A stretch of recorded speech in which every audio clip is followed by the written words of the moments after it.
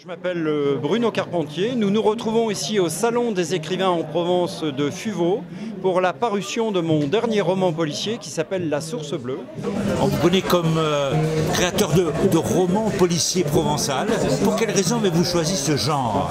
Alors c'est un genre qui me permet d'entrer dans la terre des gens et dans les territoires et d'explorer, en construisant des enquêtes, d'explorer l'histoire de la Provence, ses légendes, ce côté ésotérique, l'archéologie que j'aime mêler dans mes romans policiers qui restent des enquêtes. Pour quelle raison avez-vous choisi ce territoire et que vous inspire ce territoire? C'est le territoire qui se trouve entre Sainte-Victoire et la Sainte-Baume. Cette vallée de l'Uvonne, la vallée du Merlançon et la vallée de l'Arc. Ce qui m'inspire, ce sont les mythes et les légendes qui courent. À Sainte-Victoire, Vinturos, le dieu du vent, Sainte-Baume, évidemment, Marie-Madeleine, toute cette minéralité et cette épaisse forêt qui s'étend toujours entre ces deux massifs et qui parle au territoire de la Provence et qui me suggère plein d'idées. La Source Bleue, c'est un roman policier. On est dans une enquête. On a une enquêtrice qui s'appelle Anna Boyer et qui va devoir comprendre comment, pourquoi des femmes ont pu perdre la vie dans les conditions extraordinaires qu'on découvrira en lisant. Et l'arbre roi ici de la ferme de l'Oraison apporte des éléments de compréhension à Anna Boyer. L'arbre roi, qu'est-ce que c'est? C'est le culte celte de l'arbre, le cycle de la vie. On part des racines, on passe par le tronc, on va dans le ciel les feuilles retombent et le cycle recommence. Et il se trouve que à la Source Bleue, vous découvrirez où elle se trouve dans le roman, il y avait un arbre roi, où se serait baigné, voici bien des siècles, Marie-Madeleine.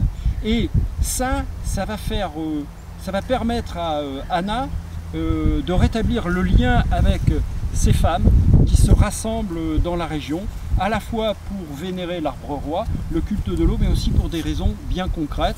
Et c'est ce qu'on leur reprochera. Alors, je ne peux pas tout dire. Vous lirez le roman policier, vous mènerez l'enquête avec Anna Boyer et le lieutenant Zidane, et vous comprendrez comment ces histoires de Celtes et de sorcellerie vont s'imbriquer dans le roman de façon très concrète, très matérielle, et comme dans notre vie contemporaine aujourd'hui. Un bon polar qui se passe dans la région, mais qui peut être lu par tout le monde, en fait, dans toute la France, il n'y a aucun problème, parce qu'il fait appel à des ressources intellectuelles et morales qui sont provençales, mais qui sont bretonnes, qui sont alsaciennes, qui sont absolument ce qu'on veut. C'est un livre qui a été offert à mon mari pour son anniversaire la semaine dernière, et du coup on a trouvé sympa de pouvoir le lui faire dédicacer.